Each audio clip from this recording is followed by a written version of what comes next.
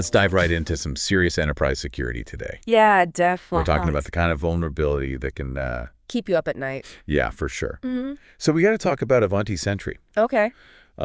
Used to be called MobileIron Sentry.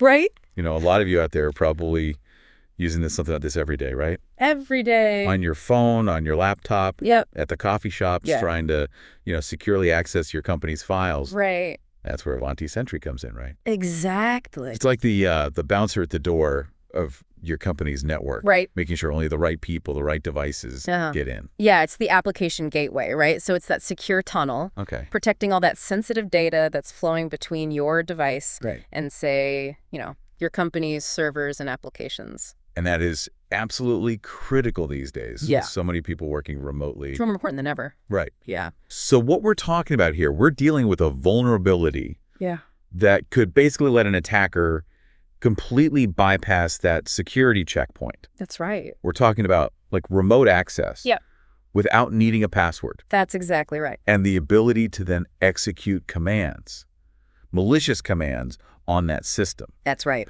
Wait, so you're saying someone could like take control of a whole system? They could. Just from this like one flaw. Potentially, yeah. In Ivanti Sentry. That's right. And that's why this type of vulnerability is classified as unauthenticated remote code execution. Right. And, it's as bad as it sounds. It's as bad as it sounds. Gives an attacker a terrifying amount of power. Okay. I see why you said IT professionals would be sweating a little bit. Yeah. So break it down for me. How does this vulnerability actually work? Like, what's the flaw that makes this kind of attack possible? So imagine, right, there's a door in the software, and that door is supposed to be checking your credentials, right? Before it lets you into the sensitive areas. In this case, that lock on the door, the authentication mechanism is broken. Okay. So an attacker can basically slip through completely unnoticed. So they get in, and then what? And once they're inside, they essentially have free reign. Right. So it's not even just about like accessing the data, it's about like controlling the whole system. Yeah, controlling the system, potentially stealing sensitive information. Right. Disrupting operations. They could even use that compromised system to launch further attacks. Wow. So it's really a serious issue. This is pretty scary stuff we're talking about with this Ivanti Sentry vulnerability. Yeah, absolutely. But before we get into how to protect yourself, I want to rewind a little bit. Okay. Yeah. Because I know our sources mentioned some interesting stuff about how this flaw was actually found in the first place. And it sounds like there was a little bit of back and forth with Ivanti, a little bit of a communication breakdown. Yeah, so back in August of 2023, a cybersecurity firm, Synactive, they found this vulnerability. Right. They did what you're supposed to do, reached out directly to Ivanti, sent them a detailed advisory explaining the whole thing. August 4th. So far, so good. Responsible disclosure. That's how it should work. Seems like what happened? Well, they followed up a few times just to make sure it was received. Sure. And then August 18th, Ivanti responded. Okay. Said, yeah, we got an advisory. Okay. But turns out it was for the wrong product. Oh, no. They thought the issue was with Ivanti EPMM. Oh, wow. Not Ivanti Sentry. So a completely different product. Yeah, a totally different product. Oh, man. Talk about a miscommunication. Yeah. Did they ever figure out that it was the wrong...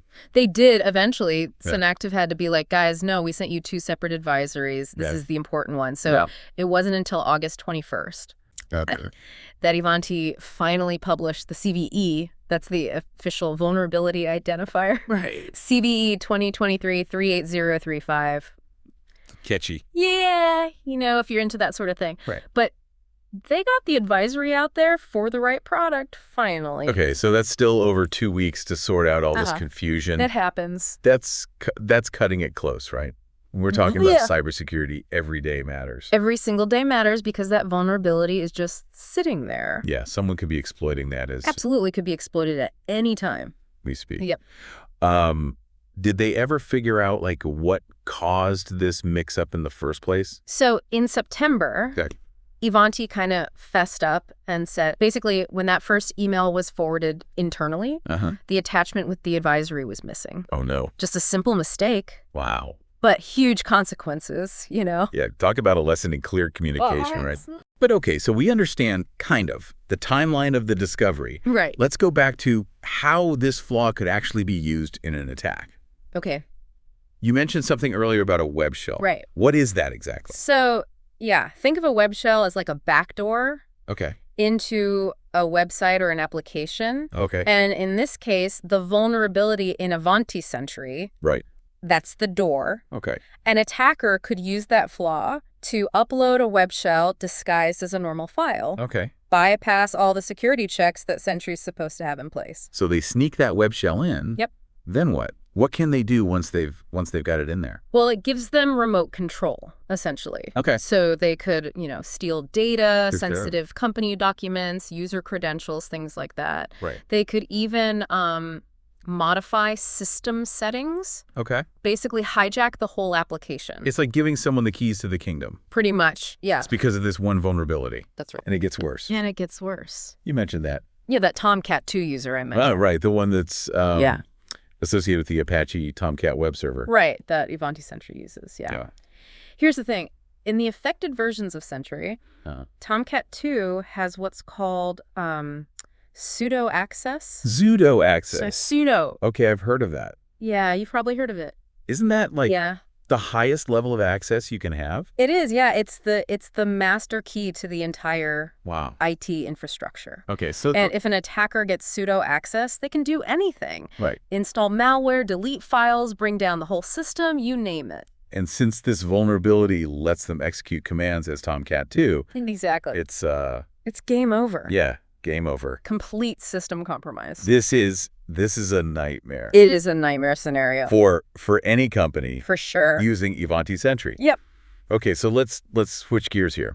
What can companies do to protect themselves? Well, I mean, I'm assuming patching, right. From Ivanti, that's like priority number one. First and foremost, absolutely. Get that patch installed. Yeah. Those details are all on Ivanti's website, their support channels. Okay. But, this whole situation really highlights it shouldn't just be a wake-up call for Ivanti users, right? Okay. Every company should see this as like a reminder to make cybersecurity a top priority. So what does that actually look like? I mean, what can companies do? Because it's not like you can manually be checking for these vulnerabilities every day. Right? No, it's impossible, right? Yeah. So you need that visibility, right? You have to know what you have. Right. So a clear inventory of all your software and hardware. Okay. And you got to keep it updated. So you know what your attack surface is, essentially. Exactly. Know what you need to protect. That's where automated vulnerability scanning comes in. Okay, so that's like... Yeah, these tools that basically scan your systems for known vulnerabilities. Like a security checkup for your whole... Exactly, like a security checkup. IT environment. Regular checkups are important. Okay, and if you find something... Then you patch. Patch it. There we go, right? That's the key. But it's got to be more than just patching as you go. Right. You got to have some kind of... It's a process, right? A plan. It's not just, patch. Right. Prioritize the vulnerabilities based on the risk. Okay. Test those patches before you roll them out to your entire company. Sure. And always have a rollback plan if something goes wrong. So be prepared. Be prepared, exactly. Have a plan. That's it. Don't just react. Yeah. Don't just react to the headlines. Yeah, this has been eye-opening. That's a lot, yeah. As we kind of wrap up this deep dive into the Ivanti Sentry vulnerability, what's the one thing you want our listeners to take away from this? This situation really highlights those hidden dangers out there. Okay. Companies focus so much on securing those big, obvious systems, but it's the invisible ones that can really trip you up. The stuff you don't think about every day. Exactly. You need a holistic approach to security, one that considers every single component, no matter how small or insignificant it might seem. Because as we saw, even a small flaw can have huge consequences. Huge. Great advice to end on. Thanks. That's all the time we have for today's deep dive. Okay. Remember, everyone, security is a journey. Journey, not a destination. Not a destination. Love it. Stay curious out there and stay safe.